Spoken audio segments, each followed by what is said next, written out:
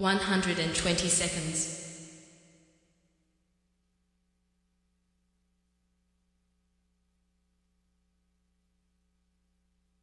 110 seconds.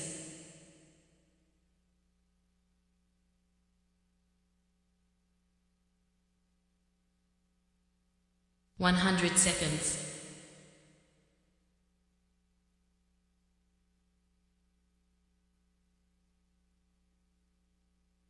90 seconds.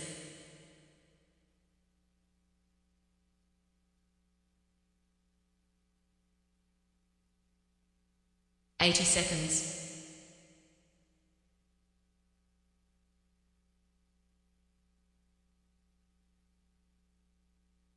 70 seconds.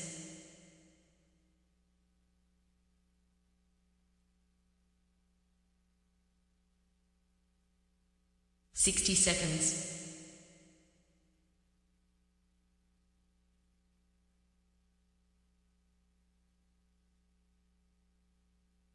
50 seconds.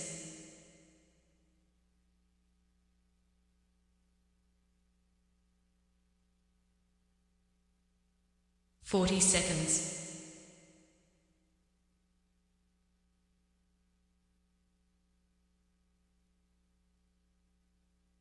30 seconds.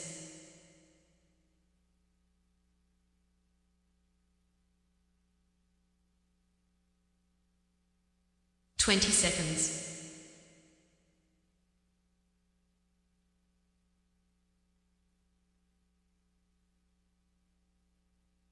10 seconds.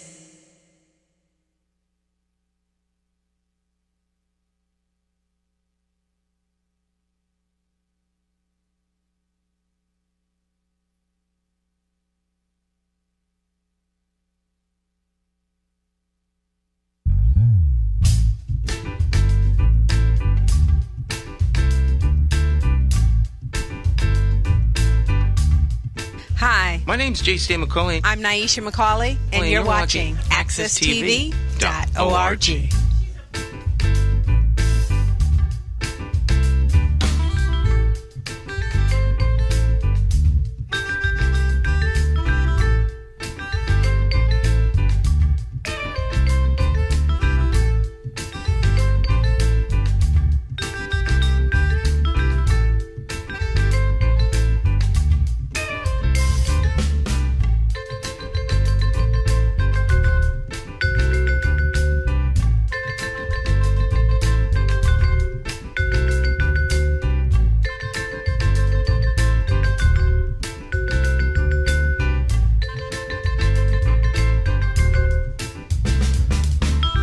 Oh yeah, it's time to get our talk on. It's Morning Talk. I'm your host, J. Sam McCauley, along with the champions of talk.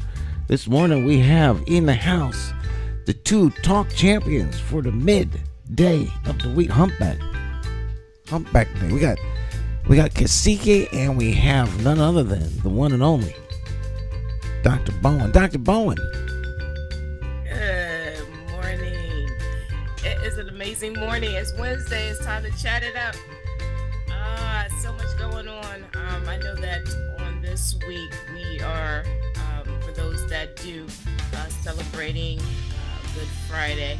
But I also want to note it's a sad time because this is the same time last year that my youngest brother Cameron Bowen was found non-responsive and pronounced dead.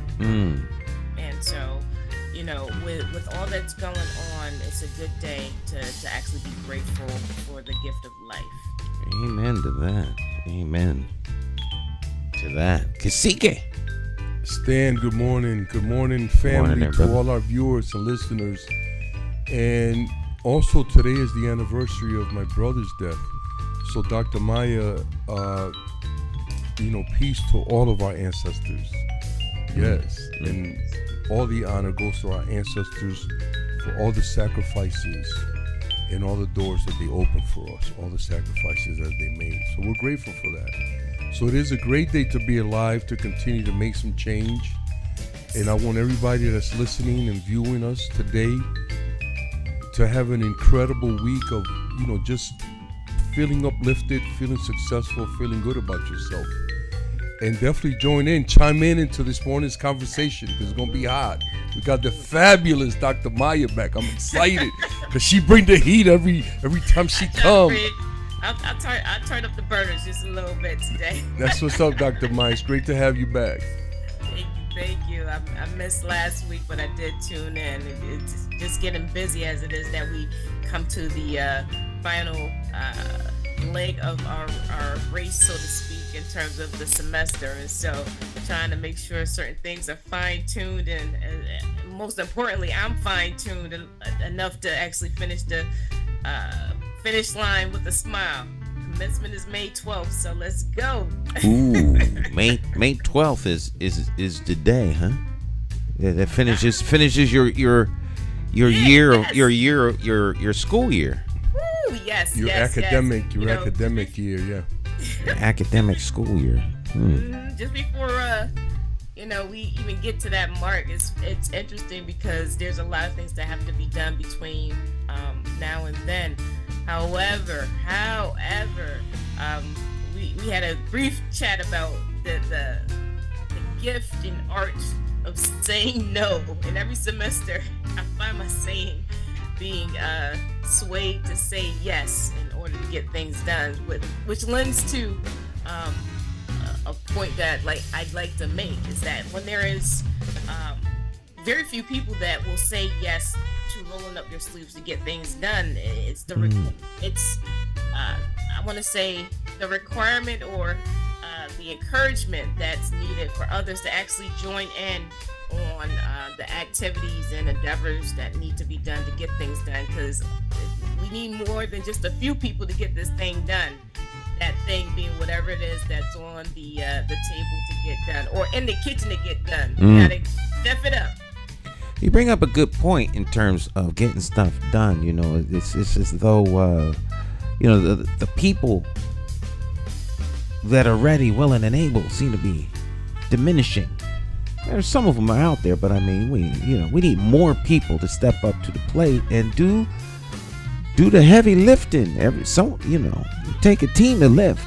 Well, I'm gonna jump right in, Stan. I don't know what you and Dr. Maya are talking about, but I'm gonna tell you who's getting it done. Who's getting it done? It's the prosecutors in New York. They getting it done. So we spoke about this earlier when I first came on the show. I talked about the Great Awakening. I talked about the Great Judgment, and people kind of there was a lot of incredulence. I remember about my word. I remember. And now that this individual is being prosecuted, it should give the Connecticut people the impetus to go ahead and do what they got to do here to clean house with this Diamantis and these other people that were involved in some high-level corruption. So I'm very happy. I'm glad that we started this segment talking about getting things done. And I want to congratulate and salute the people in New York. And I think that Georgia's next. We're going to continue to prosecute Trump, not only Trump, but his supporters, the people that supported him, because I understand now that Clarence Thomas, the Supreme Court Justice, is under some scrutiny for his alleged involvement in some of Trump's chicanery. So let's talk about getting things done. And those are the type of things that I would like to see done in Hartford. Well, whether you're for Trump, against Trump, in the neutral, what it does take, I think that's a pretty good example. It's going to take people like the prosecutor.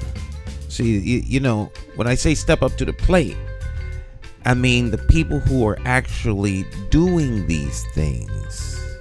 Well, are Stan, few and far between. When you say step up to the plate, anybody can step up to the plate. But are you stepping up to the plate and are you swinging?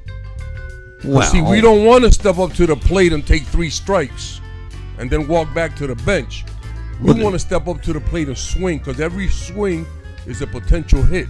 Well, that's true, but I'm saying you talked about Diamantis here in Connecticut. Now, the people can be angry. They want to see justice. They want to see an end to corruption. But if you don't have the person to bring that fight, then and so that's what I mean. Those are few and far between, because you go all the way across country. I mean, once again, Trump's a great example. Look at all the people across the country that are trying to do something to neutralize Trump.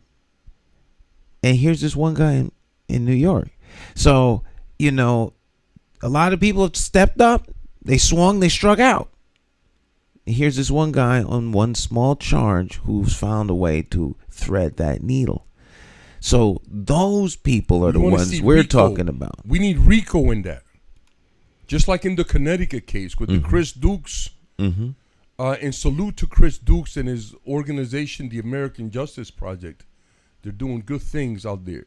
So it's the same thing. There's a group of people that are connected by who they work for. In this particular instance, the government.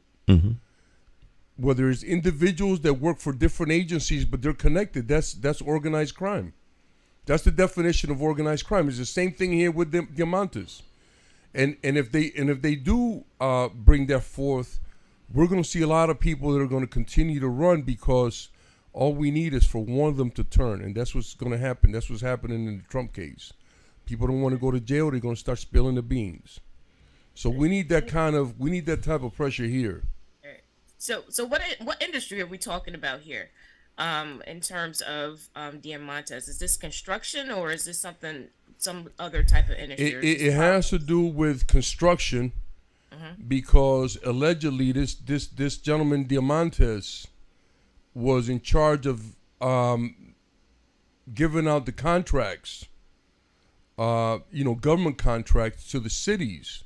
And evidently he was going around making demands. I'm going to give you this contract, but you have to hire this person, or you have to hire this company. And, not all of that was fine and dandy until somebody's daughter got a job in the state attorney's office. And then when they investigated that, they investigated other claims that people already have made but were being swept under the table. Interesting. Because it's hard for stuff to come out when, when I can't really accuse you of something because I'm doing the same thing. You know what I'm saying? So if they investigate you, they got to investigate me. Exactly. So that's why you have all these politicians that really don't. I mean, why aren't politicians all over the stuff all the time?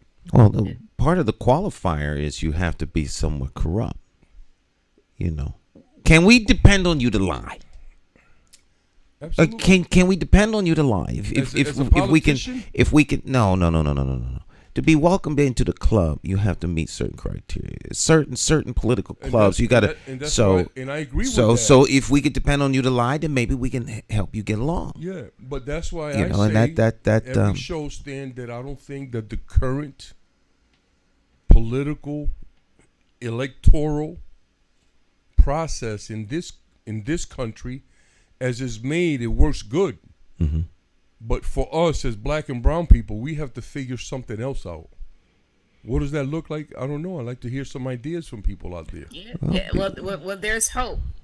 There is hope in regards to that. And just to swivel back a little bit into the construction area, it brings to mind about the educational piece, where in construction, there's math, there's measurements that have to be made, right? And I start thinking about our awesome students and their math capabilities. And, if they get into a training program that encompasses construction and they can't pass a basic math test related to getting a really good start in a construction industry career, that is saddening to me. Right. So after 12 to 13 years of being in school, and you can't do some basic math related to getting a very good paying job, I'm disheartened by that. Right. I should not be graduating from high school and I can't do basic math, and go on and get a job. Now, case in point, just swiveling just a little bit more, McDonald's is now on a journey towards eliminating human beings from being a part of the service industry. They're bringing in the robotics, so I know that was earlier destined. this year, That was destined. I love this. Last year I talked about this. I love this topic, Dr. Maya, because I'm in the stores all the time asking. I'm in the stores asking the employees and black and brown people. I said, "What y'all doing? Why are you going in that line? You're taking your own job away. What? Is anybody thinking here?" And we have to let people know that that's not the way to travel. It's bigger. It's bigger than that. Cause see, listening to how it is that things are being unpacked, and in our news media, and there's a various outlets.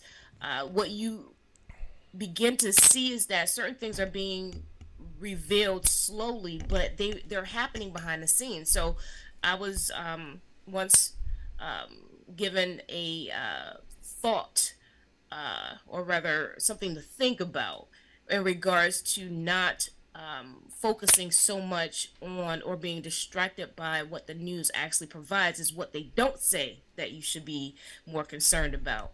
And so as it is, the robotics replacing human beings is in full effect, even from the perspective that across the globe, in China, they've already gotten this started. In Japan, they've already got this process started. Next up, currency.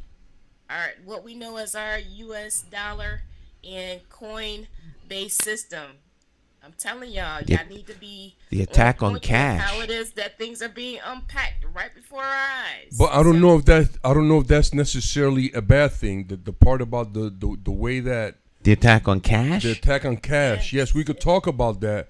But what we have to, I just want to say this: anything that is not natural is not good for us. Well, most of the things we're involved with in life aren't natural. Well, I just want to put that out there. I just want to put that out there. It ain't natural to be on the air talking like this. So yeah, but brother, we're using this in a different way. This is healthy. This is not hurting anybody. Well, that's a great point. I'm talking about using science to advance all Earth, any tool and everything inside of it. You know what I'm saying? That's what we need. Right. I keep talking about this. Right. Anything that's good for Earth is good for us. Anything, any tool can be used for good or bad. Any system could be used for good or bad. So to me, change the users and the consciousness, the conscience of those who are using. Don't throw the baby out with the bathwater. Yeah, well, because you could change the system and then you get the same bad actors running the new system and they run it into the ground. Well, let me put it another way. Anything that's automated, like these machines at the stores and the chips they're trying to put on our arms now and all of this other nonsense, that's not community. It has nothing to do with community. That has to do with money, not wealth. It has to do with money. Profit. Right. Mm-hmm. Profit. Exactly. Check so we have to keep putting that out there, that it's an unnatural thing. I think that's true. I think that statement in and of itself is true, but disconnected from what it affects. I mean, you gotta buy stuff. So we get rid of the machines. Eventually, there won't be no machine. All you'll do is you go pick up your item and leave. There won't be anything physical. It'll be QR code. It'll be some infrared device. It'll be go right to your phone. Well, George Orwell and these other writers spoke about this then. Actually, I think you have it incorrect. I think what's going to happen is eventually is the elimination of the human race by machines. Well, I'm just telling you, that's far-fetched. But it's not far-fetched. You need singularity, but I mean, I'm just telling you, man. And this is the beginning. This is the beginning of it. Listen. 100 years from now, people are going to talk about this. Yes. Check this out. Have you ever seen the cartoon called The Jetsons? Yeah, I've seen the Jetsons. Right. So check this out. So here's George Jetson. Exactly. Jane, his wife. Daughter Judy. His boy Elroy. There we go. Boy Elroy. Yeah. We know the Jetsons.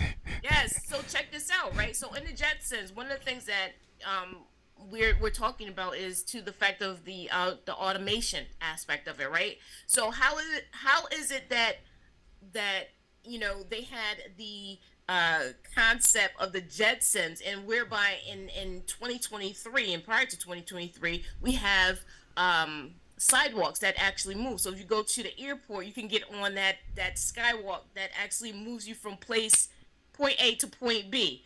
That they were doing that on the Jetsons before that actually impacted our actual airports. People movers. Right? Now, thinking about the technology in terms of automation, when it is that they actually had breakfast, lunch, or dinner, what did they do? Punch in a code, got a pill, and it was an entire meal. We got that now. I'm just saying. But we got that now. I'm saying too. In terms of the unpacking and integration of specific things that have been displayed within, let's say, the media or TV broadcasting, there is a whole world outside of what it is that we know about in terms of world, meaning scientists, engineers, and other individuals that are creating things that they're slowly introducing to society. Now, as it is that we are looking at automation taking over all McDonald's, this right here is a benefit for the school systems to actually go into curriculum redesign in terms of preparing students for being able to program the automation, as well as being able to fix the hardware associated with automation. So these are new job opportunities that are going to pay very well for individuals that have these skills currently. But as it is that more and more individuals with those skill sets are going to be needed, guess what? I'm bringing it back to math. I'm bringing it back to mathematics.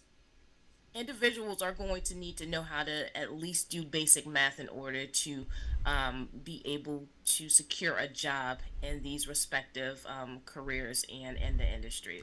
That's just one side of the coin, Dr. Maya. Point that out. I just want to point out that just one side of the coin.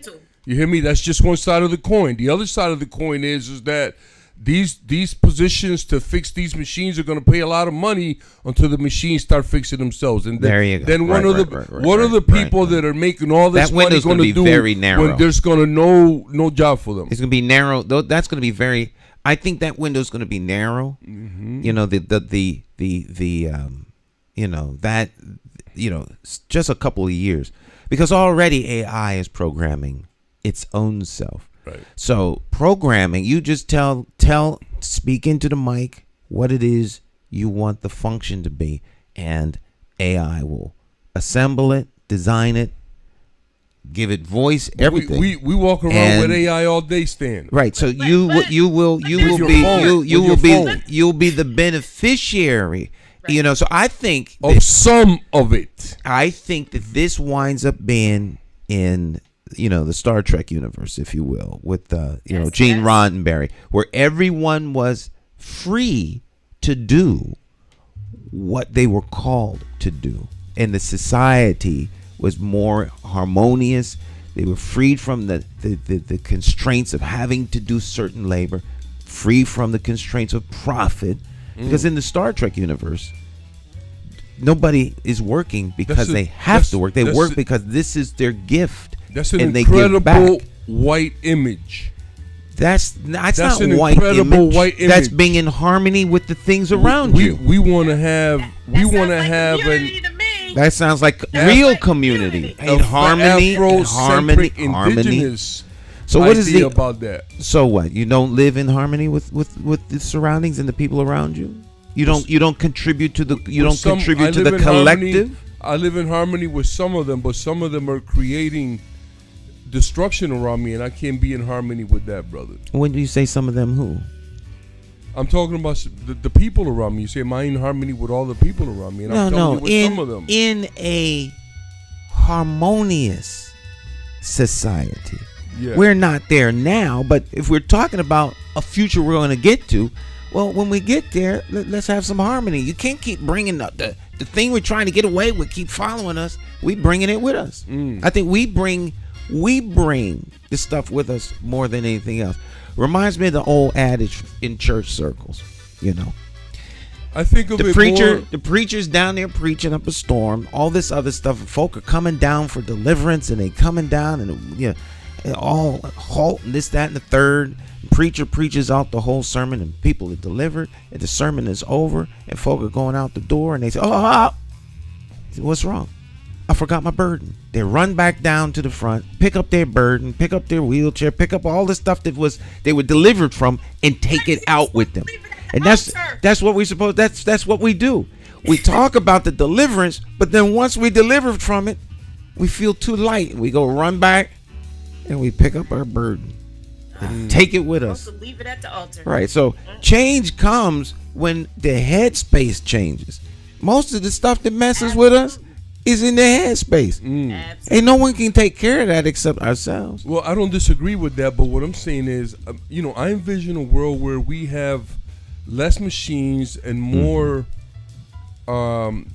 psychic powers to do some of these things on our own. You know what I'm saying? Kind of like some X-Men stuff like that. I imagine psychic us powers evolving. Is headspace. That's all in the headspace. I imagine us evolving more in that manner where we have more. We become less mechanical, more spiritual, and more connected to Earth and to the universe. Because as we live more, as we evolve, our understanding is going to become greater of the things that we need to do to really connect. Because right now, a lot of that stuff is lost by the foods that we eat, by the things that are told to us, and the things that are not told to us in terms of knowledge. You know what I'm saying? So we're not evolving as fast. As long as we still thinking about war and stuff like that, and who's the strongest, we're not evolving at a very fast rate. That's still very much that is animal, really the animal in us. That's true. Yeah. Stick and stay, folks. We'll be right back. It's Morning Talk, and we'll be right back. Short break.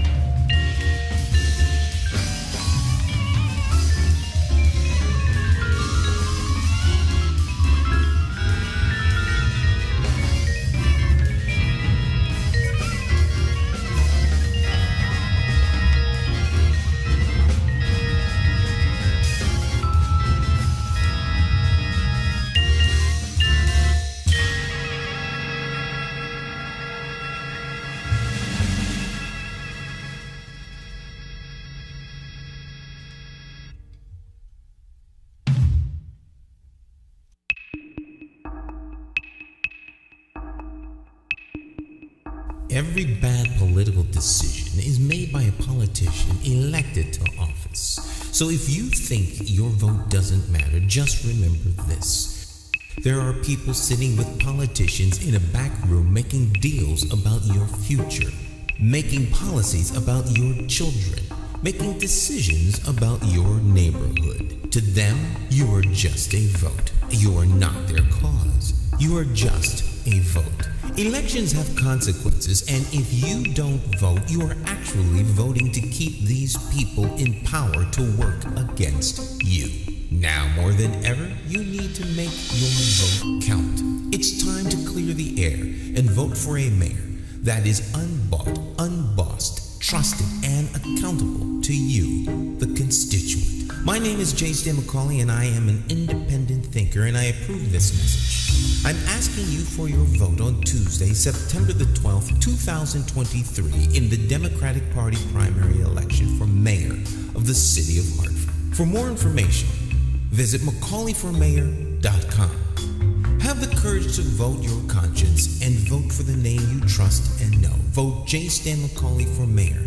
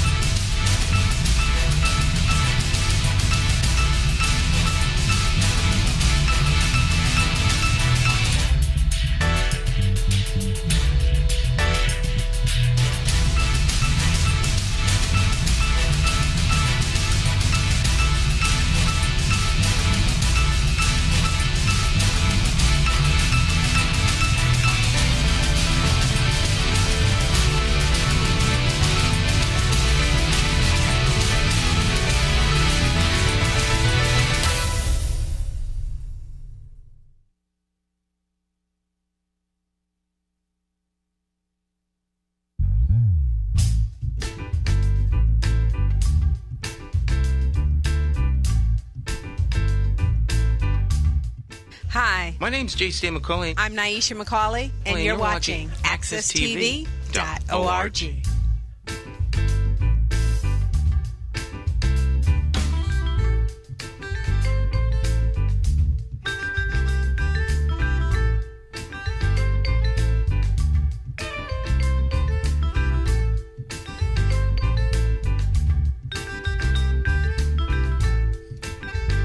All right, we're back. It's Morning Talk. J.C. McCauley. There they are, the Talk Champions. We got Jonathan Small on Mondays, Dr. Bowen and Kasike every Wednesday, and of course Cleo Duke Wright, and we have the Maestro. That's a professor, Jay Hogart, down at Wesleyan University. And Hogart, yes. yeah. Grooving with them tunes. So welcome back, folks. Welcome back. So let's continue the chatting it up. Yes, listen. So when it is that we're talking about this automation process becoming part of the new wave of thinking, my thoughts are that many of the aspects of the automation, even if it is that robotics will actually correct itself or repair itself, rather, that's the terminology, repair itself, it can only do that based on human beings actually applying the instructions, right? Once it is that we cross over into the artificial intelligence whereby they're programming themselves, then we're going to have an iRobot movie in real life playing out before us, if it is that any of those robots become rogue. It's already done. It's already happening. Yeah, there's been some accounts online about robots killing employees, human workers, because they, dysfunction or malfunction. So that kind of stuff is already out there, like Stan stated. Well, they had a special the other day. I think it was on PBS. But anyhow, I can't remember where it was. But it had to be PBS because I don't have cable. That's not true. I have cable in this room, but we don't have cable in the rest of the house. So it had to be like PBS evening news, like news hour type stuff. But the AI was the guy that was doing the report. The AI did a report, and it constructed his face and came up with, like, he was talking to himself, and the AI was answering the question off the cuff. Wasn't like, the program, the base program is done. After that, it's just going. Well, it could create a whole image of, so you could be watching the news, and it's not a human being. It's something projected. Now, in cyberspace where everything is now, you wouldn't know if you were in a Zoom meeting with someone or whether the person was an artificially generated individual. Well, I think that for anybody who's listening and watching, I just want to point something out to all of you, to my co-hosts. Artificial ain't natural. Do I need to say anything else? Artificial. Right. Okay. That means that it's, like Stan said, it's not natural. That means that it's not good for us. Well, we know it's not good for us. But and if it's not good for us, it's not good for the earth. And vice versa. So we have to be careful. We have to learn to use all of this stuff in a way that it kind of blends in almost seamlessly with whatever's going on already. It doesn't disrupt the natural order. I'm going to keep saying that. There's a dynamic here that's at play, where the powers that be, those that have the wealth and status and influence to get things done, especially in this space of automation, that will actually impact us as a society from the perspective of their moral integrity, right? Their level of morality, their level of value for human beings in general. And so as we see in 2023, the types of diabolic plays on destroying human lives in the media, physically, spiritually, emotionally. You know, it's a wild dynamic to add AI into this mix, because if it is that I can have an artificially generated image of myself, I can literally be in two places at one time. Switching it up just a little bit, there's reports that rapper Jay-Z as well as Eminem have had artificial intelligence mimic their voices and spit some bars, and somebody caught that and they had to pull the plug, because where it is that you have lip syncing artificially. Impending or on. Is it real or is it Jay-Z? Real.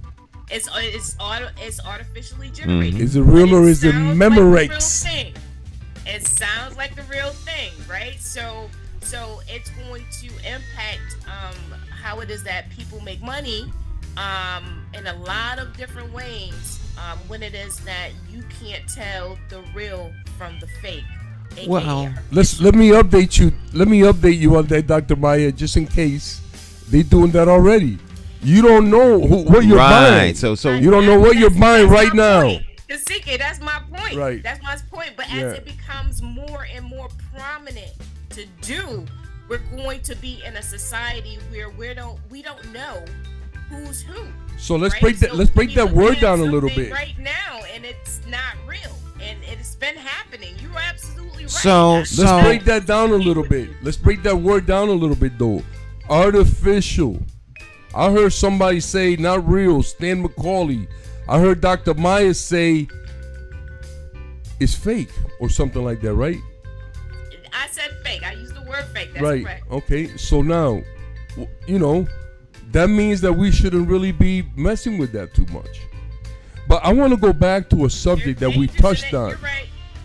I want to go back to a subject we touched about a little while ago, because it has to do with everything that we're talking about. I think Stan said something about an attack on the American dollar.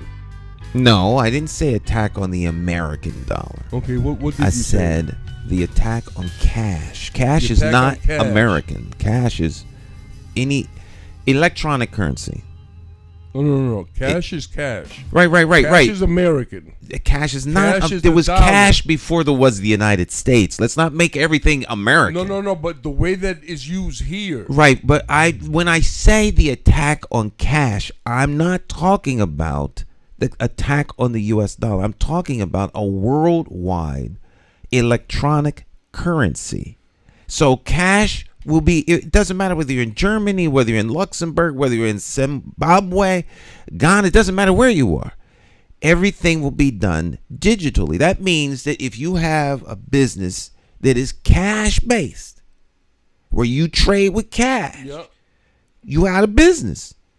Well, here's a part of artificial intelligence that I actually like.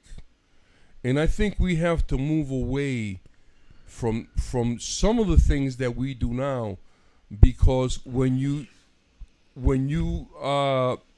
do business electronically, right, there should be a system in place that you can trade with anybody anywhere in the world fairly.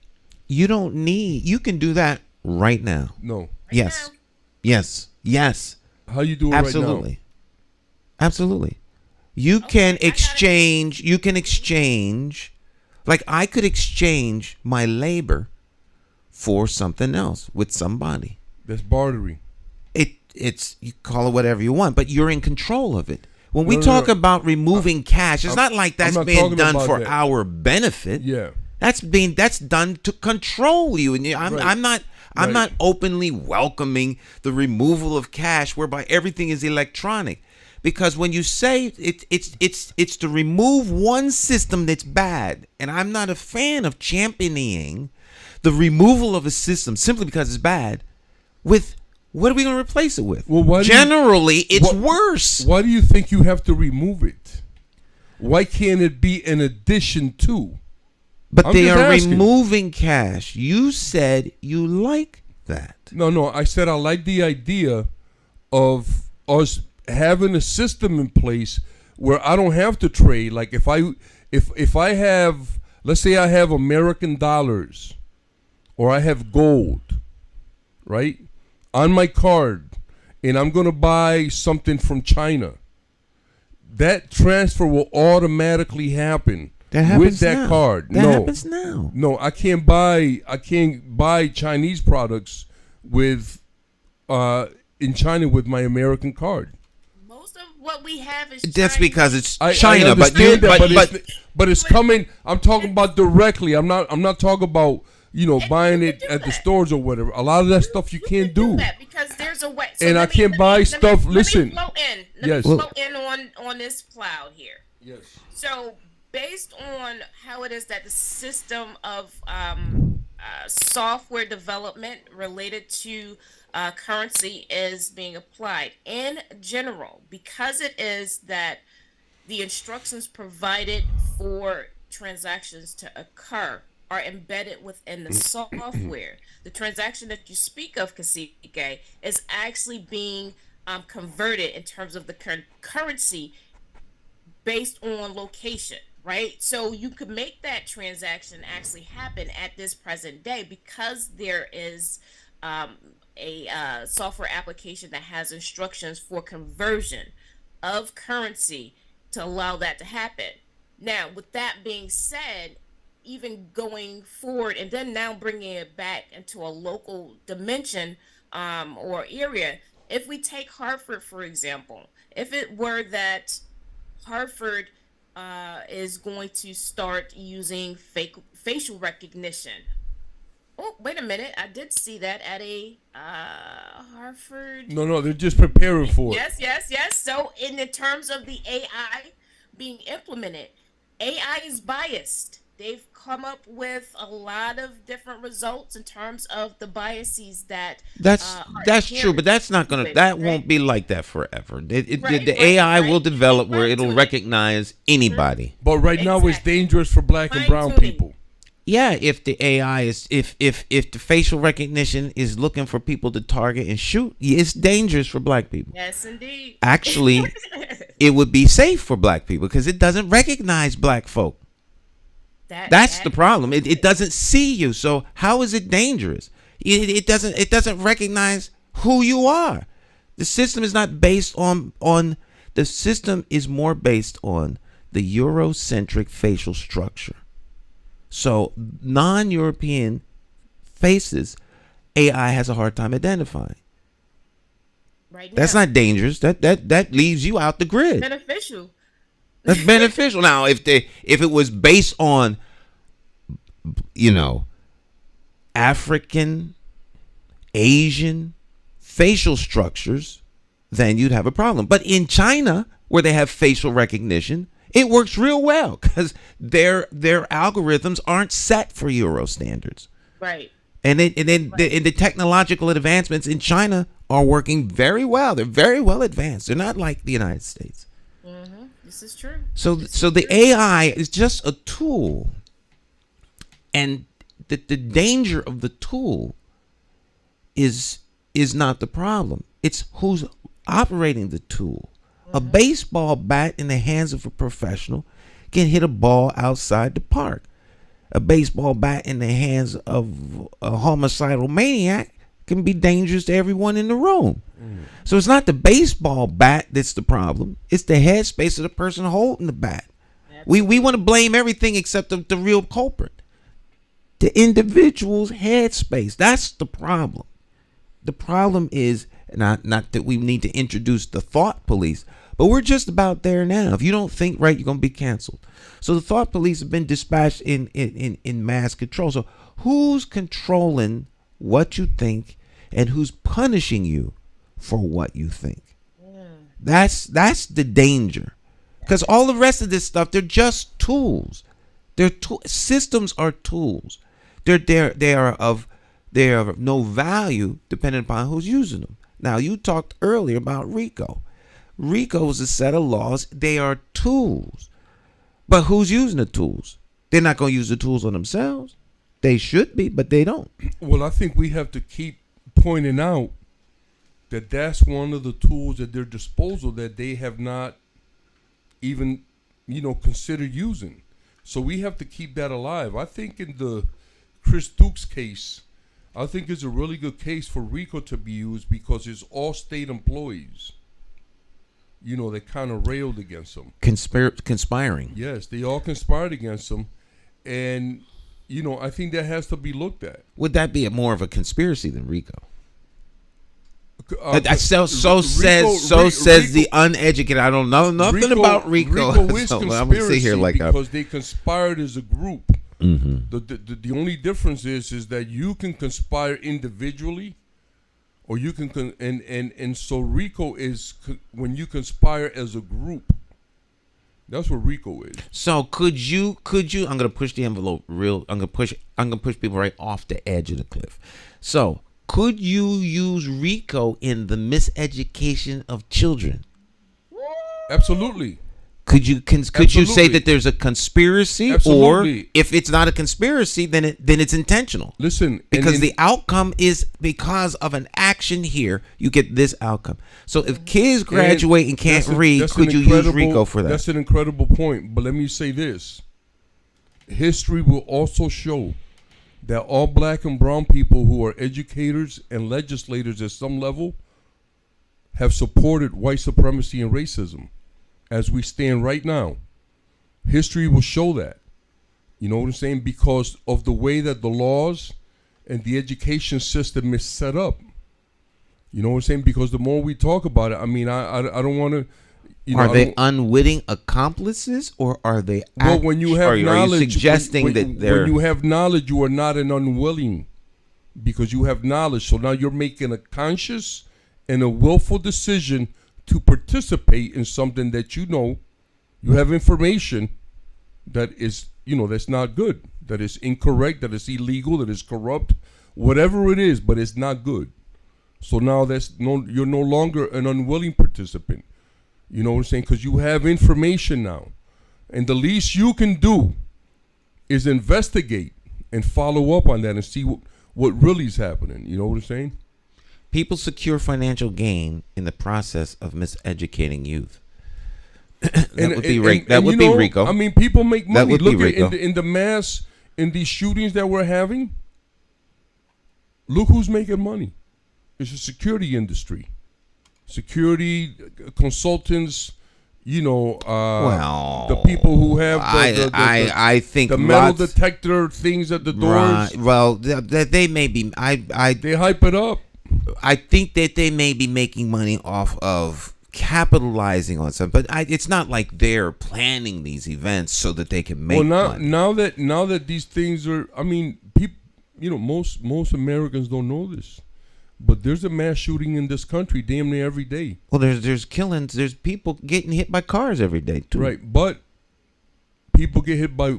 And incidentally, I just want to send out my condolences to the Prince Tech's fabulous coach, Kendall May, who was hit by a car. Mm-hmm. It was a hit and run. And the brother passed. My condolences to the Kendall May family, the May family. On behalf of the cacique and his tribe, the La Tribu Coqui, our condolences, yes. But yes, Dan, people do get hit, but a mass shooting is more than one, and it's something that's planned. It's something that's planned. Mass shootings, while they may be planned, are in the headspace of the shooter. I understand that, and I hear you. But it's different, and I'm just pointing out that most Americans do not understand that there is a mass shooting in this country damn near every single day. Right, so there's a shooting where more than one person, multiple people are shot and killed every day. Right. So it's in our schools. So we need to rethink how we do what we do. To me, what comes off the assembly line is because of what's going on downstream. When that purple car comes off the line, someone intended for there to be a purple car. Or the car is supposed to be orange, but something's wrong in the paint mix. So we have to analyze why. We keep talking about mass shootings. We keep talking about all this stuff. We talk about everything in this country except the things that we don't want to talk about. And until we start addressing mental health, like we do all kinds of other health, none of these things are going to go away. We want to blame the gun. We want to blame what was a level of security. Well, we guard our money, but we don't guard our children. They talk about everything except the fact that Uncle's sitting up here at the Thanksgiving dinner don't have clothes on. So they ignore that. Every Thanksgiving, they ignore that. Uncle isn't the one with the problem. Everybody else got a problem. Unc is fine. Hey, Unc, you look good. No, you don't. You don't have any clothes on. So no, they avoid the obvious. We have real problems in this country with mental health. And the first line of defense for mental health in this country is denial. So rather than to get people the help they need, a crisis happens in their head that they don't process as wrong because something is out of step. And they walk into a school and they shoot little children. That is not normal behavior under any circumstance.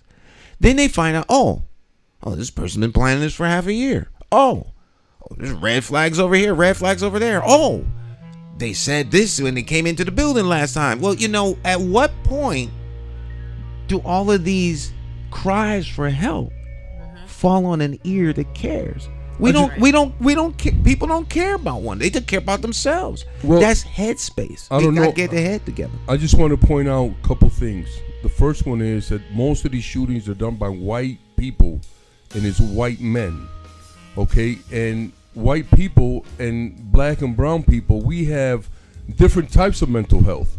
It's the same. It could be, we could both, you could suffer from anxiety, Stan, and a white man can suffer from anxiety, right? Well, if white people suffering from anxiety go into schools and shoot them up, then we need to get them help. Not just simply say that it's white people. It's a different type of anxiety. We need help, in this country suffer from something called racial battle fatigue. Help them. Please become familiar with that term.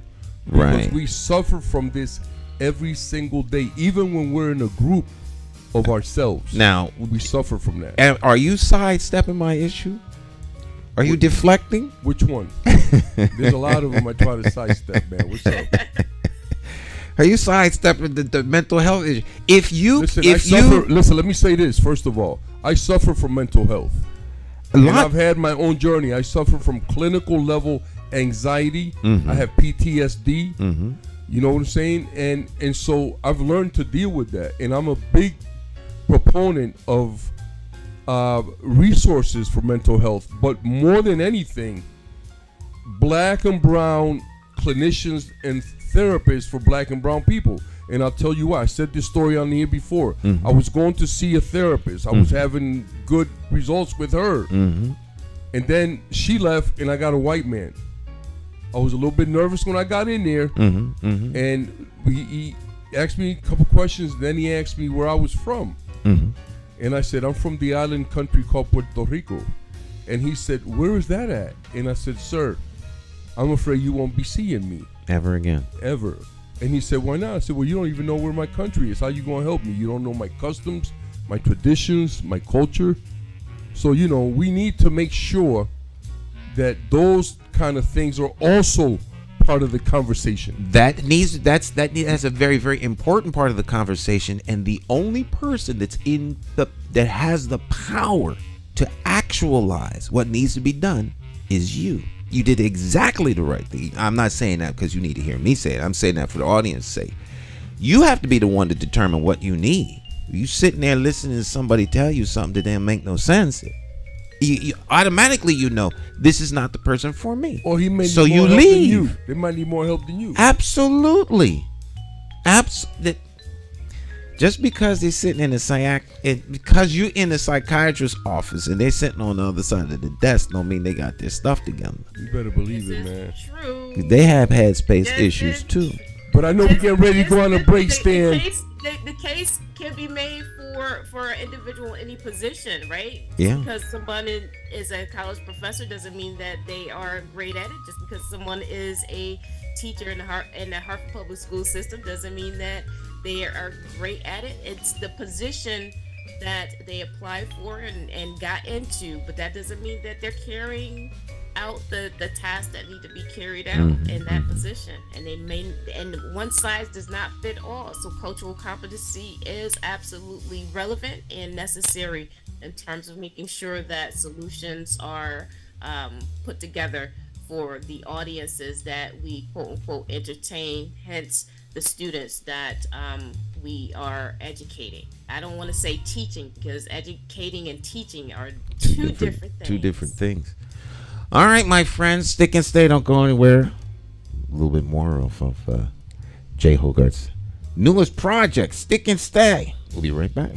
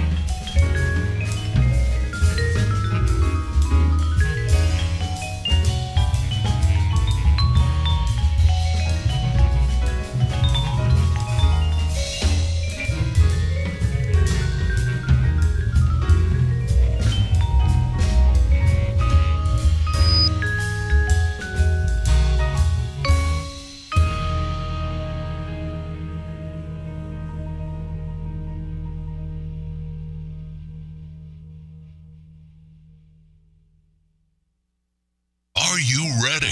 Coming Friday, May 5th, 2023 at 7 p.m. is the Season 1 finale of Hartford's Got Talent at the famous Bushnell Theater in Hartford, Connecticut. Talent of all ages compete for $15,000 in cash prizes and awards. Don't miss it. Hartford's Got Talent, Friday, May 5th at the Bushnell in Hartford, Connecticut. Hartford's Got Talent, showcasing talent and connecting community.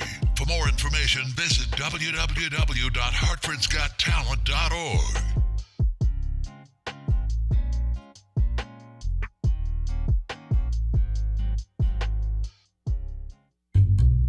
How do you define evil? Is evil the pedophile school administrator or taxation without representation? Is it the gatekeeping community leaders who sell out the very people they were elected to fight for?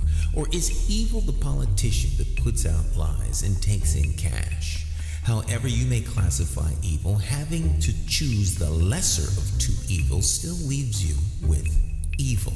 Nowhere does this rule apply more than during an election for mayor. Choosing a candidate who is the lesser of two evils still leaves you with evil. No wonder so many people don't vote. It's time for the constituents to flip the script and vote for a mayor you can trust.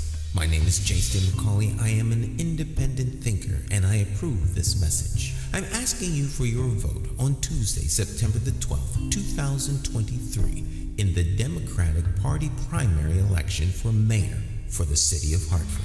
I, like you, am an independent thinker. So let's sit down and talk about my path to victory and why my 5-point plan for Hartford will work.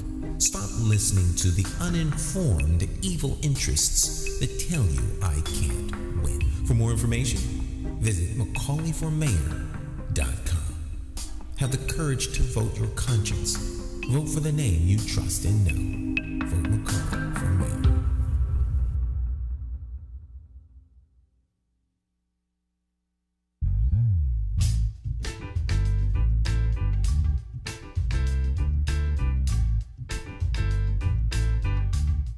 Hi, My name's J.C. McCauley. I'm Naisha McCauley, and you're watching AccessTV.org. Oh yeah, oh yeah, oh yeah, oh yeah.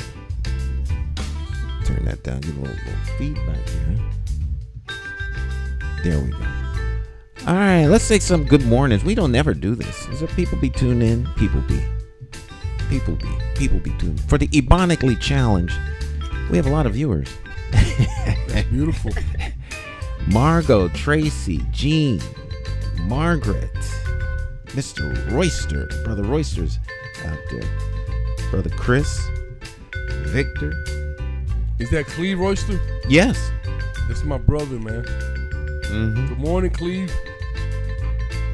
Hey, I just want to say something real quick before we jump in. I seen a commercial twice now that bothered me a lot on TV, and I'm just going to say something about it, and we can go back to our stuff. But it's a commercial from, I guess, some Jewish organizations talking about how hate crimes are up on the Jewish community. And I just want to say that I'm really disappointed in that, because I've never heard any Jewish person put a commercial together and talk about all the crimes that are happening every day against black and brown people. We need to do that. All right? But they need to do that too, because they want our support. So if you want our support, then you support us. That's all I'm saying, okay? All right. And then you talked earlier about changing the way we do things. That's been my theme all along. And I want to go back to the police real quick. And I think we ask the police to do way too many things that have nothing to do with police work. And we have to look at that. And I think Hartford is a city that can do with about 300 police officers, because then you put the money that you use for the other 300 officers, and you hire some mental health professionals to kind of tag along or pull up on the scene before the police do, right, and bring that balance and bring that humanity back. And that's just an idea. That's a good idea. I think that's worth talking about. That I floated out there, but it wasn't my idea. I got this idea from other people that have tried stuff like this in other cities, and they've had a lot of success. I wanted to just put these two little things out there, because as you get older, you forget, and I think they're important, and I didn't want to forget. All right, well, you're not that old. Your mind's still working. No, it's pretty good, man. I think there's some merit to that idea and the notion. To me, community, it's a whole lot more than these three things, but I like to sum it up. My executive session of community: self-sustaining, self-educating, and self-policing. If the community polices itself, we don't have to spend any money on police. Right. Because the community will police itself. So if you have a community where lots of money is being spent on policing you don't have a community. And if the education isn't coming from your community, but people are coming in to educate you don't have a community. And if you can't sustain your community, that means, like, the money goes around like 1, 2, 3, 4, 5, 6, 7, 8, 9, 10, 11, 12, 13, 14 times in your community. If that's not, you don't have a community. If the money comes to you and then you spend it back out, you don't have a community. And you have a lot of chaos and trouble. Squatters. Well, not squatters. You're occupied. You're in an occupied zone. So it becomes a U.S. military operation. Containment. So we have a war on poverty. That means we got to contain poverty. We got a war on drugs. We got to contain drugs. We got a war on crime. Got to contain all in where? Your community. So we need the police to do that. And the police ought to come from your community. You have to police your community. Other communities are policed by their own. We need to step up to the plate with people who are going to say, look, I'm going to be a law enforcement officer. I'm going to be a peace officer that cares about my community. I see you got a little mental issue, brother. I'm here to help you. Okay? The peace officer should be there to help. We talk about, well, we need social service workers or mental health resource workers to tag along with the police, because we're not changing the way people police. The way we police is wrong. So if we change the way we police, then we wouldn't need the police to have monitors with them. They would care like they do in other communities. They're not talking about changing the police in other communities. That's facts. Because they police correctly. And it's our community. You got people serving on city council who sit in the seats of public safety chairs and let the police do whatever they want. Whose fault is that? Well, they do business as usual. That's the people you was talking about sitting up on the hill that know but won't do. Right. However, also while we're on this topic, none of the words that you use to describe all of the things that police do are community or are they safe, because they have to do with the military, and the military has to do with war. And there's no way that any kind of military warlike term should be used when you are policing the community. Absolutely right. So I just want to put that out there. That's absolutely right. Can you? I actually have this on videotape. One of the things I have so much stuff on tape, it's almost criminal. That's good. That's all history. That's all history. Have. You need to open up a museum, Stan. And you know what the best part about it is, Stan? That I keep talking about this all the time, everywhere I go. Mm-hmm. You have all this tape, and that's history through the eyes of a black man. That is true. Well, and the perspective is. And I know it's true. And we are unapologetic about it. So we are, what I always say, our history must be told by us. It must be written by us and then told by us. I was living on Enfield Street. And I can't remember the street that was right down from me. There's, I look out my window, I'm looking down the street. I can't think of the name of that street. Long story short, the police had pinged the guy. Cell phone. They rolled up. They literally had everything except a helicopter and a boat. If this had been on the waterfront, they'd have had a boat. It would have had the USS Atlantic. Some kind of big super Navy vessel. They had like the 6-wheel vehicle. Yeah. They had. I mean, it was like satellite. It was like a drill or something. Satellite stand. The satellite was on. I mean, and they was rolling up in there deep, like they were going into some sort of, like there was 50,000 terrorists in the building. Yeah. The dude wasn't even in there, huh? It was one person.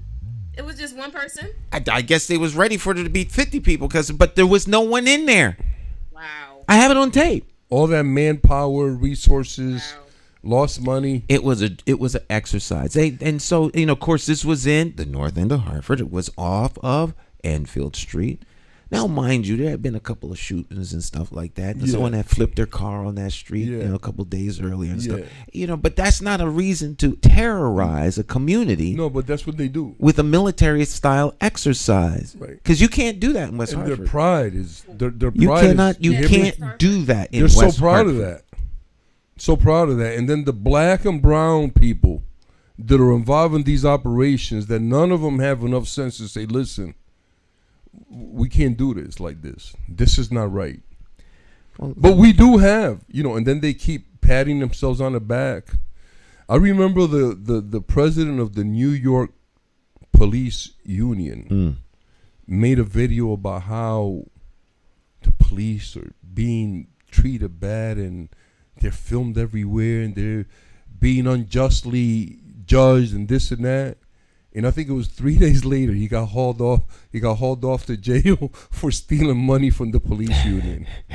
So yeah, and I think at some point in our lives, man, all of us, we have to stop defending wrong. But first you have to recognize that you're wrong, because otherwise, if you think you're right, you're gonna keep doing it.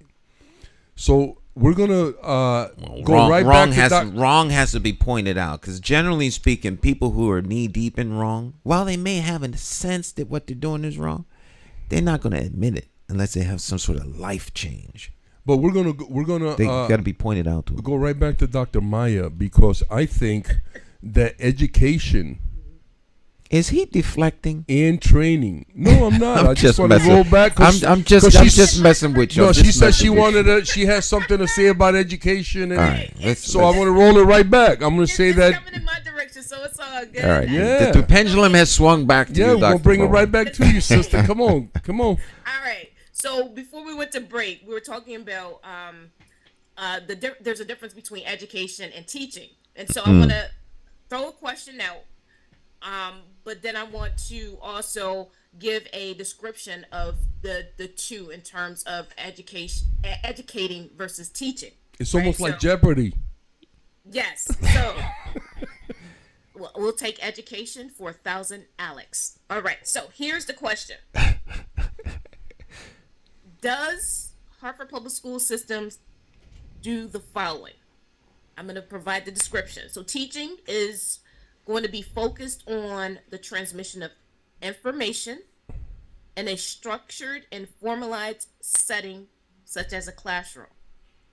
Whereas educating can be in a variety of contexts and is going to be concerned with fostering personal growth and cultivating critical thinking, creativity, and problem solving.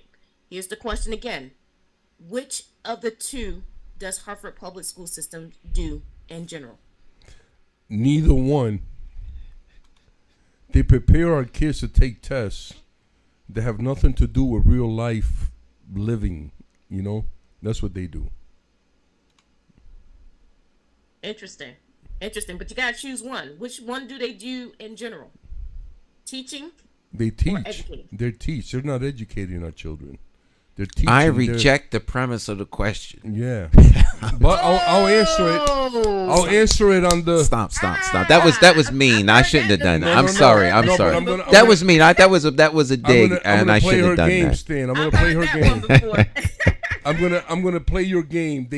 They're teaching because they're imparting information that is probably most of the time useless. They're not educating. They're not building them up. You know how many Right. kids I've personally, when I worked in the system, had to chastise teachers about telling kids they're not going anywhere, you know, they're no good, you know, stupid things like that. And, you know, That's happening daily, sadly. I know and, that. and not just Hartford Public School Systems, but a lot of I would- different school systems, right? And So but you send your kids. So check this out: you send your kid to school to individuals that become their quasi guardians, but little do you know the type of conversations that are actually happening in these classrooms, in the buildings in general, right? And so when your child comes home frustrated and really and truly not really into the whole schooling thing, then there's a bigger question that needs to be asked. And really and truly it starts with hopefully unpacking some things with your child in terms of what they're experiencing during the day, right? So that's where that communication piece from the premise of the family comes into play. It's a lot of things going on where you want to understand why it is a lot of students are truant. They don't like school. Check out who it is that they go to 5 days a week, and figure out what those conversations that are being had within that environment are, and you'll find out that there are kids that are bullying kids, adults bullying kids, adults bullying adults. It's an unseemly environment. So in terms of it being a place where a child may become disinterested, there's a lot of variables at play there that could be why it is that many of the students become truants and are chronically absent. Just saying, just from observation. Okay, so unpacking that is something that's going to be essential, and getting a better sense on how to come up with some strategies and solutions on getting students back into the building, and really having an understanding that the adults that are their guardians for the day, duration of the day, actually do care. And I'm not saying that they're not some that are actually in those positions, but it's not enough. In terms of community, when you go in and they become your guardians, everybody's got to care. It can't just be a small portion of the adults that care. Everybody's got to care. And the kids are our future, and we should value them as such, so that it is Absolutely. that they can reach out and have that baton passed to them to be positive and productive individuals, rather citizens of our city. So that's my 25 cents. Well, Dr. Maya, that was beautifully stated. I think that we have to continue to search, like you always say, for solutions, for answers to our problems. What I would contribute to this conversation is that I am always interested in experimenting with indigenous and Afrocentric processes and systems to, illuminate some of the things that we go through that seem to be in the dark for us. So, but definitely always looking for answers, and looking for answers, to fit my needs and my community's needs, not the answers that have been pre-prescribed, because the problems are also pre-prescribed.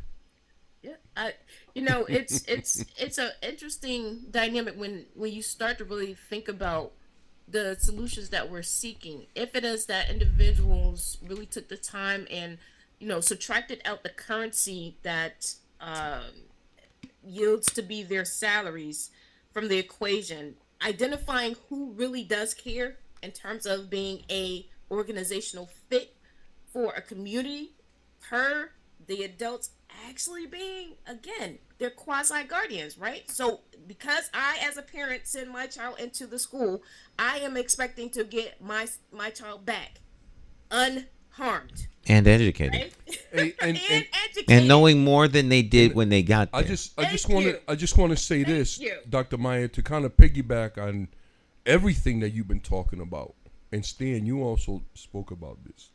But I think that mental health, going back to that, is something that we should be looking at in our children in their,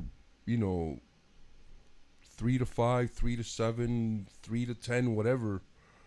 Because, like I said earlier, a lot of black and brown people, we have mental health, but it's different than white people, right? A lot of white people are born with mental health.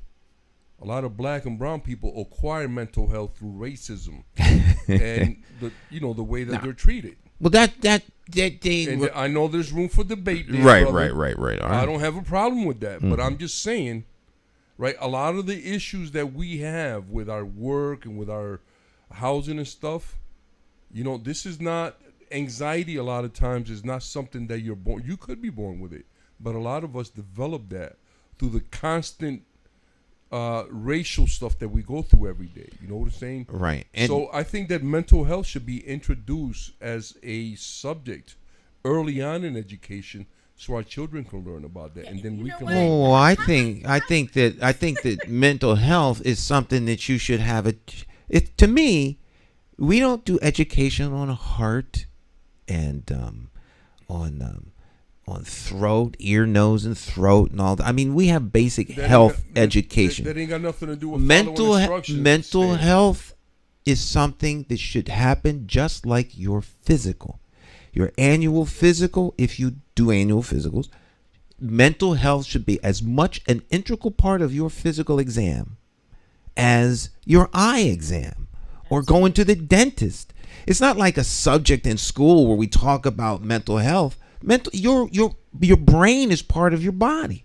It's an integral part of your body, but we treat it as though there's stigma around mental health, which is the main reason why no one talks about Well, it. mental health is one of the big four taboos, Stan.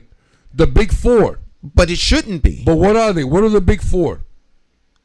In terms of topics, Taboo, yeah. That people really, don't want to talk about. yeah. I don't know. I would say politics, God. In terms of subjects you're supposed to stay away from, The big four, yeah. What are the big four? I have to say I don't know. I could guess, but I don't know. You got them. Okay, so God, It's mental health, God, politics, politics, religion. Right. And I would say sex. That's right, sex. Those are the big four. So not only, well, the reason that we don't speak about them is because they're taboo. Taboo says that they're, you're not supposed to talk about it, right? They're only taboo because someone in the position that sets policies and conversations said they are. But that should be wide open for our children so they can learn about their bodies and they can learn about themselves. Yeah. They learn about other people. When you learn how your body works, when I learn how my body works and I look at you and I look at Dr. Maya, I know exactly how most of your stuff works. Especially you, because you're a male like me. But I have an idea of how Dr. Maya functions. You know what I'm saying? And so we need to learn these things. And it's part of that connectivity that we have lost as people. We shouldn't be, I want to say this one more time, we had nothing to do with the invention of this language that we're using right now. So no matter how much you think you know it and how well you think you know it, you don't know it like the people who invented it. I guarantee that. Well, if we take it back historically, everything started on the continent of Africa. Right. You ain't heard that from me. Now, right. I want to add 2 additional. This language didn't start in Africa. I guarantee that. But this land is not the center of the known universe, Lou. Right. So we can't keep making it as though it is. Two additional taboo topics would be death and finances, right? So in regards to encompassing, let's say, the 6, there is definitely conversation that needs to be unpacked so that individuals take it out of its taboo silo, right? And as we grow as individuals and as community, these things need to become part of the conversation in order for questions to arise and actually get some semblance of answers to, in order to really and truly, again, just grow ourselves as individuals in terms of shaping our community. Because without the conversation, whether it be in English or some other language, we are going to be in trouble. So an unasked question is going to be a unanswered question. And so speaking in whatever language it is that is your primary, because English is my primary, I can't say that I know everything about the English language, but I know how to get the definitions for specific concepts, words. And then again, got to add into it the context, because the way that you say something related to an event could be taken out of context, which lends to whether or not individuals are actively listening, as well as asking some follow-up questions in order to relate it to the context in which it was delivered in terms of your message. So there's a lot of things that need to be taken into perspective when it comes to our communication. It's not just the speaking part, it's also that active listening and those follow-up questions. So we got a lot of growth to do in terms of us developing ourselves to get to that quote-unquote perfect stance. But the journey continues. Beautifully stated, Dr. Maya. I'm so happy that you're back, bringing that beautiful female energy that I love so much, because I was raised by a woman, so I honor all women. All women to me are queens and goddesses. You know what I'm saying? So I love your energy. I love your knowledge and everything that you bring. And I just want to shout out all our sisters out there today that's making it happen for us. Opening doors, making sacrifices, and making it happen. No excuses. I love that. We just had that sister that just got promoted to fire chief, the first black woman in Connecticut. What an outstanding accomplishment for that. See, absolutely. women, And they honored her in Massachusetts as well. So I'm watching Boston 10 News. well, she needs to be honored across the country. But I just want to say this. History. One of the greatest leaders that I know of, his name was Pedro Albizu Campos, and he said that without our women, there will be no revolution. Well, that is true. So let's keep that out in front. Without our women, there will be no revolution. Because the women are the real warriors in our community. They're the ones that hold it down. So I want to salute each and every one of our women out there today. Thank you for all you do. Absolutely. Check out the shirt. You said warriors. Yes, they doing it, man. They making it happen. Come on now. We got Dr. Maya. We got Janice Fleming. We got Cynthia. We have a lot of women in Hartford. Gloria Herena, who passed. Mm-hmm. We have Tricia Johnson, an attorney. We have Stan's wife. A leader. In her own right. We have a lot of powerful women that make things happen for us. And we can't be afraid of their energy and the knowledge and the power that they bring to the table. We have to embrace it. And so we can continue to grow and learn. So, salute to all of our sisters and our moms. My mantra is teamwork makes the dream work. You better believe it, get man. around it. Teamwork gets the job done. Teamwork does make the dream. Yes. Does make the dream work. Well, it is time for one of those unapologetic, selfless, or how do you say it? Shameless self-hype. We'll be right back.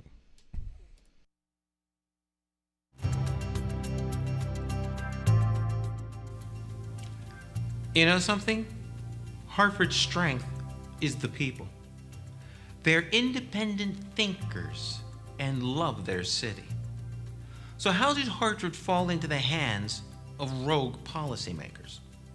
Well, to start, this rogue group spent nearly $1 million putting themselves on the inside and leaving you out in the cold. What if I told you that $5 can be the difference between a Hartford with hope and vision or a Hartford that is in perpetual decline, increasing crime, and an educational system going nowhere fast?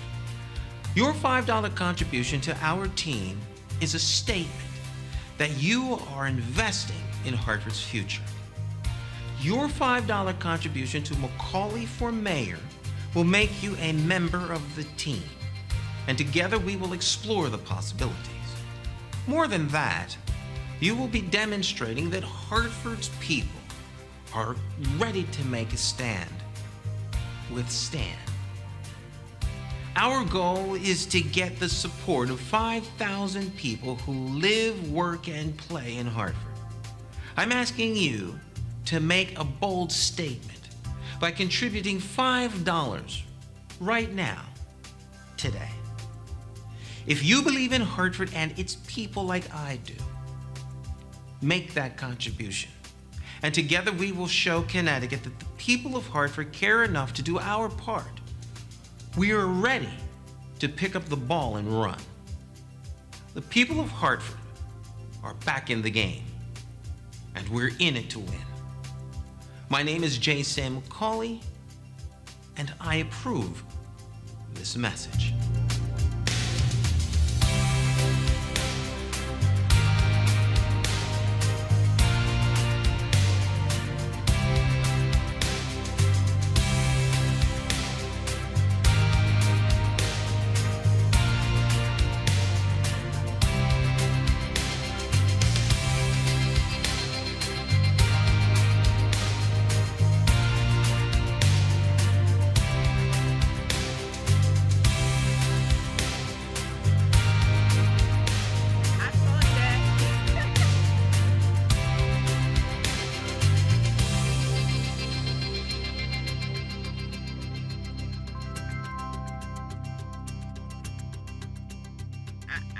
I was shocked and appalled when I heard him say that. I was like,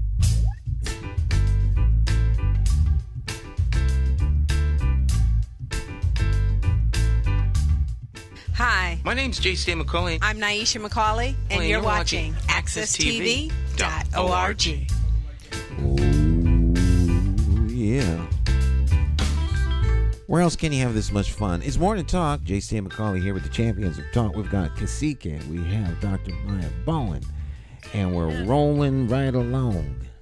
Hey, family, I just want to say, all right, if you didn't see that commercial, I want to remind you that we have the one and only J. Stan McCauley for mayor. Let's make it happen. He's from our community. He's one of us. When he comes to your door, call your friends. Let's have some things happening out in your backyards for him. Let's have some community meetings. Let him know some of the things, some of the concerns that you have, some of the initiatives that you would like to see brought forth. And let's have a discussion about that. At least you have his ear. So Stan McCauley for mayor. Stan McCauley for mayor. You heard it right here first. AccessTV.org. Stan McCauley, next mayor, City of Hartford. My name is J.C. McCauley, and I approve that message. And that was completely unrehearsed.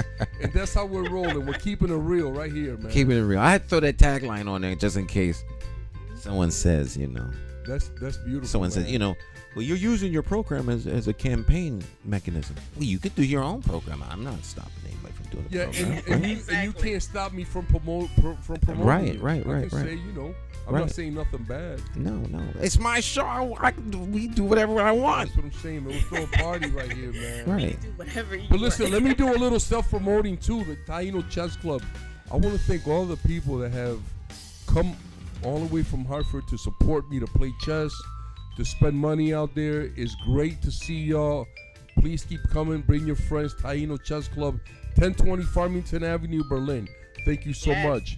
And I want to shout out. I'm swerving that lane. I want to Smart Strategy LLP. That's what I'm talking about. Us. Bring it, Dr. Maya. 2020 Smart Strategy LLP at gmail.com. Absolutely. I like that. Let's handle your technology needs. Beautiful. Absolutely. Hey, can you give us that one more time, Dr. Maya, just in case? Yes, it's via email 2020 Smart Strategy LLP at gmail.com. Y'all get that and reach out, man. Reach out and get yourself set up with Dr. Maya, man. Get it right. I want to shout out the great Lou Brown. Lou, good morning. I hope you're doing great. I want to shout out my brother Cleve Royster and his wife Jackie Royster. Hi, Jackie. Good morning. They doing great work down in Virginia, and Chuck Cummings and Jackie Bethea and all of the wonderful people, man, that are not here with us because they moved down south. We miss you and we appreciate all the work that you did. And I just want to recognize that Eddie Griffin won a championship up here at Buckley. He was been a leader all the time he was up here, an incredible man. And a lot of other people, man. I remember Kenny Mink, who's passed now, went down south, and he did well down there for a couple years. So, yeah, shout out to all the people that have left Hartford, that were here, that did some incredible things in the community. Like I said earlier, we miss you, and we want to say thank you, and we're grateful for all the things that you did. So have a great week, family. Yes. We got Rick Torres here. Says all of us. This mic is in the way here. There we go. All of us and our community would benefit greatly from a detailed explanation of how reasonableness is determined in use of force cases. And thank you for that, Rick, because I really think you should be the next chairman of the police review board, or even the new, because they keep giving them high-paying jobs to these Inspector people. General. Rick Torres should be the Inspector General. He's a former police officer. He's a former chair. He has experience, right? And he's not going to be intimidated by these rogue cops. I guarantee that they're not going to run up on Rick. Right? And wasn't he with the state police? He was a state police. That's right. He worked at they have many different branches of the state police, and he worked for one of them. But he was he was bringing some good stuff when he was with the Civilian Review Board. We need him back. We need people like Rick because he's knowledgeable and he's fair and impartial. Can I say that again?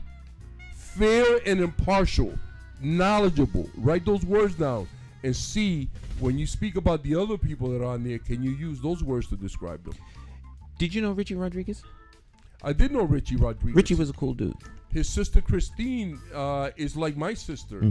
Her kids, they tell everybody I'm their dad, because I was very close to Christine. We were close friends. We did some political things, and we were coming up together. We were struggling. We were trying to do the right thing, and so we formed a beautiful relationship to this day. I did know Richie. He was a gallant officer, like they say. Yeah. He was the president of the Harvard Police Union for But he for had a time. different ideas, too. He was open-minded. Absolutely. He did a training, use of deadly force seminar. It was 2 days. And he made sure that there were 5 people from the community attend that. He got a lot of pushback, as you well know. From the officers, Right. But I was one of them. And I always said that if I ever became mayor, that I would make sure that seminar was available to the people of Hartford. Because it's something that folks need to see so that they can understand what actually goes on. And it's educating. It's breathtaking. And also, I'm glad that you're bringing this up. And Dr. Maya agreed with you. It's educating. It may be the wrong type of education, because when we look at stuff like that, it also gives us insight into how we can do better by looking at that. So I definitely agree that should be something that should be offered. Even the police department and the fire department should have videos online. Absolutely. About first aid. That's all part of communication. And that is all part of communication. Which the city does very badly. That's how you reach out to the community. But you got to have people in leadership that understand that and will come here and say to Stan McCauley, Stan, how do you feel about this? Dr. Maya, you're an educator. How do we roll this out? How do we present this? Does this make sense? They got to communicate with people out here first, because the police department work for us. We don't work for them. And we just always have to make sure that part is always clear. You work for us, we don't work for you. Absolutely. And you have to do what we say. So if we want you to change this policy because it's dangerous to the community, then that's what you do. You don't question that. Absolutely. You do that. Well, So I see. I'm applying to work for y'all. And I say this across the board. For everybody that's out there getting ready to cast votes down the road here, when you have elected officials, they're applying to work for you. Don't think of them as, you're lucky to be in their presence. Like the air, they breathe a special air and they're going to share their air with us. No, they're coming to apply for you. They're not royalty. They're not kings. They want to come in the front door and sit down in the chief seat. What? Help comes in the back. You want to go around the back and come in, we'll greet you in the back. No. Guests come in the front door. Now, if they're your guests, that's fine. I'm not saying that to be disparaging. I'm simply trying to put the role back where it belongs. The constituent, the voter, y'all. People are applying to work for you. Think of these debates and things like that as a job interview. A job interview. Ask the tough questions and demand answers. Don't let candidates say stuff to you like they reject the question. That's an automatic.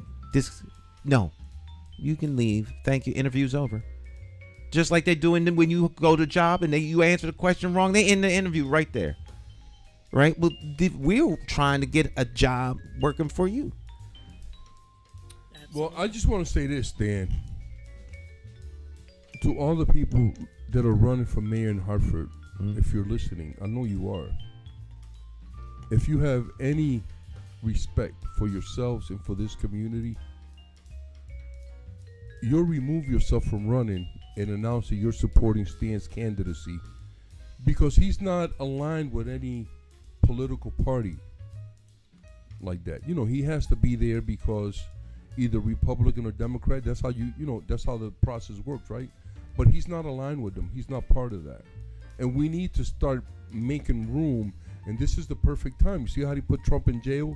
Now we got some people, some big shots in Connecticut that may be going to jail. And who knows? Who knows? It could be some mayors involved in this. He might go to jail, but they didn't put him in jail yet.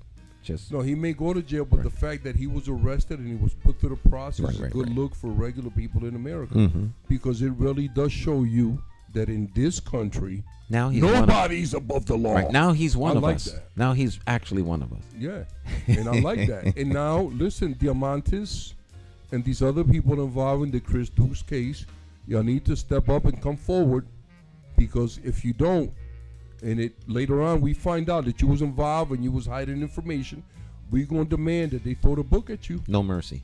No mercy at all. So come forward, do the right thing. You know what I'm saying? Show some remorse, and the community will work with you. We will, you got to do your time or whatever, but when it's time, we'll accept you back, and we will, in the words of Dr. Maya, we will re-educate you so you can be a productive member of society again. There you go. All right. I like the way you swerved that in there, Dr. Maya, come on now. Absolutely. I'm learning some stuff from you Absolutely. Right? You're never too old to learn, Dr. Maya. So, your final words, Dr. Maya. Final words. I would like to salute Shelly Carter for becoming the first Black woman in New England, not only in Connecticut but in New England, to become chief fire. The chief fire. No, I'm sorry. The first Black woman to become fire chief. My apologies. I stand here. I'd rather sit here corrected, but honors go out to her in terms of setting the precedent, as well as honoring her in terms of all that she does for our youth, our women, young women who would aspire to become firefighters themselves. And I want to just shout out her being the founder and executive director of Girls Future Firefighter Camp, and the website for that is girlsfuturefirefightercamp.com. So for all that have young girls that are interested in possibly becoming firefighters, contact one of the best that's doing it right now. And Shelly Carter, salute to you. All right, my friends. Our time together has come to an end. Y'all have a great rest of your day. Do something for yourself and your neighbors.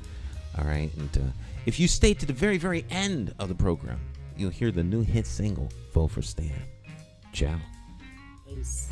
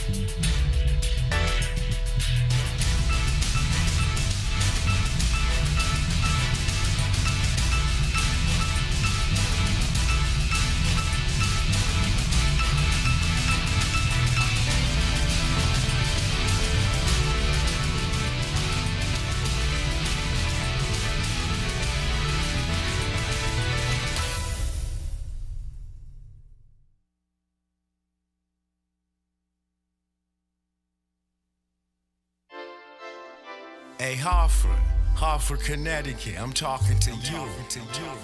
We gotta get out and vote. Vote for Stan McCauley. It's our time. We gotta rise up and take it back. Vote for Stan McCauley. Vote for Stan. You gotta vote for Stan McCauley. Vote for Stan. Vote for Stan. Oh yeah. It's more than politics than just what your social covers. And it ain't somewhere written down in bold letters. Don't just take my word for it, do your research. Think of your future, look at your bigger picture. Shooting tie, clean up, unity for the righteous. Plotting on action, hands on access. With a light source vision, door to door knocking. Guerrilla style marketing, brainstorm as a collective. Real neighborhood suggestions. Only we know what it is where we living. To make real life decisions. Move on facts, make it manifest back. You gotta vote for Stan McCauley. Vote for Stan. Vote for Stan. Vote for Stan. Oh yeah. Look at your city. Stop. Take a look around. Is opportunity flow into your house? Are you working? Wait, can you save some money? And is your neighborhood safe? Or is it a homicide every night?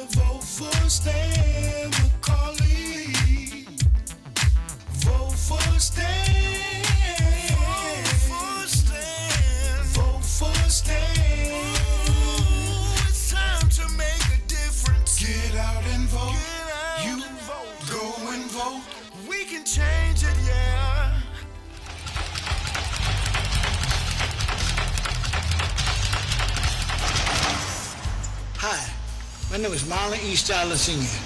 Many of you may know me as the two-time welterweight champion of the world. I'm here to tell you that Democrat J. Stan McCauley, as our next mayor, will fight for you until the last bell. Help me throw a knockout punch. Go out and vote for Stan the man. My name is J. Stan McCauley, and I approve this message.